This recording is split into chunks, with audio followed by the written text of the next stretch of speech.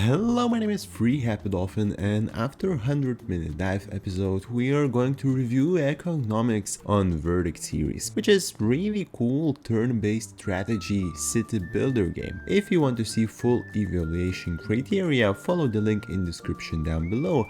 And now let's dive in. First category, short-term engagement, is great right from the start. The mechanics are easy to understand, the pacing is reasonable, and even if you fail to win and get to the next cave, you're not punished with a blank play again option. You still can get resources and unlock new things for your next run. Of course, the simplicity has its drawbacks. Even though the game is fun and simple, you might sometimes feel lack of depth or difficulty for a turn-based strategy title. The same could be said about the story and characters. They're simple and jokes scattered throughout give a great vibe, but this can also be a slight drawback. So this sums up to 4 stars out of 5. If you have seen 100-minute dive video of this game, which always precedes the Verdict series, you can predict the replayability and complexity can't be a pinnacle of the game. With only 3 caves to dive into, each having a few characters to choose from and to play against, you can only go so far. Still, in each cave you could use different combination of characters or not use some at all, transfer them to different caves and so on. You could potentially play through everything maybe 2 or 3 times until all what's left to discover is just fixing your own mistakes for the best possible play. I would predict maybe 20 or 30 hours of gameplay depending on your win rate, which actually isn't bad for such a simple game. In general, looking at evaluation guidelines, I would say that the main cons are not so difficult gameplay, simple game endings, no multiplayer or similar feature implementation, and not really in-depth gameplay. For each of those, I would take only half point away since they're not extremely pronounced. But I have one more positive thing to say here. Even though diving into caves always goes in a similar way, it never felt repetitive, except maybe the boss levels. So those levels do not seem familiar throughout the game and possibly are generated from scratch each time. So that's a bonus. That makes it 3.5 stars out of 5. Visuals and audio possibly satisfy me the most in this game. I can't find bad thing in audio. It creates a nice environment for the game. There are good sound effects, there's no irritating music or on the opposite end silent gameplay.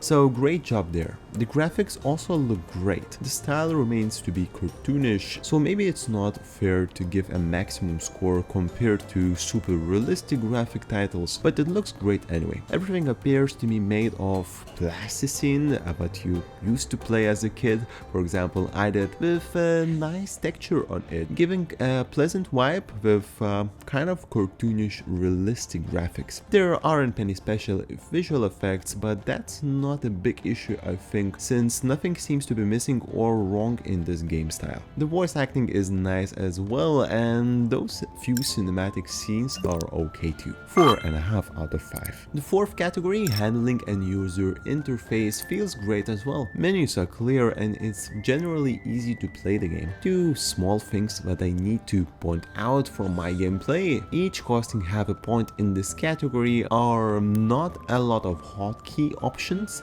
which I usually love if you know me. And the second one is kind of combination of 2 things. First is that some in-game help of how units work is explained after buying them, which can be too late as we saw in my gameplay with the cook. Maybe those could be put as an option to view while on research tree and so on to avoid buying cat in the bag in the real gameplay. Also, I wasn't always satisfied with how levels are sometimes represented on the map. Not always will a food level have tons of food or wood map have a lot of wood and so on. This small issue could be looked at as a representation issue in user interface, or also it could be seen like a balance issue in gameplay section. But since I'm not taking full or even half point for it alone, I just mention it here and add it to another thing. So that makes it 4 out of 5 in handling and user interface. And finally, uniqueness and wow factor is also great. I think it's perfect example of how to keep a game as simple as possible while still creating an interesting and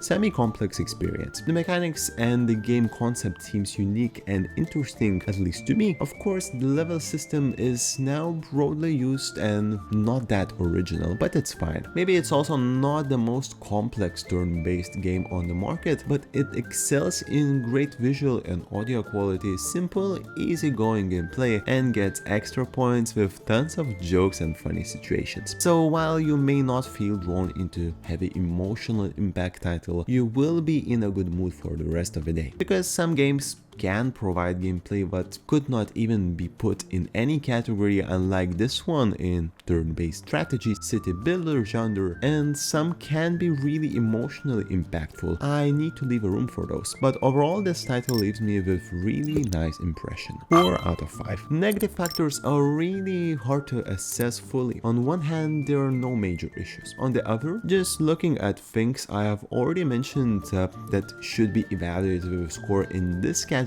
and a few extras, we have quite a few of them. For example, even though the graphics are great and they take a lot of resources, spending almost 20 euros for this much of content seems a bit too much. 18 euros somehow feels just a bit better. I have already mentioned sometimes bad in-game help / tutorial planning, and in terms of balance, I felt not only that some levels representation on the map is inaccurate, but also you might find me thinking about how the boomeranger totally dominates the hunter spot on the team. So even though these are small things, I can't just let them all go. So that'll be half of negative star here. This brings us 3.9 star rating. I'm really happy with this game and it takes 4th spot on our leaderboard. If you want to see leaderboard, go ahead and check my X account or YouTube community post, and if you would like to see summary of this and future verdict series scores, please consider joining me on a Patreon where I will add more perks in the future. Thank you for watching. This was Free Happy Dolphin and see you next time.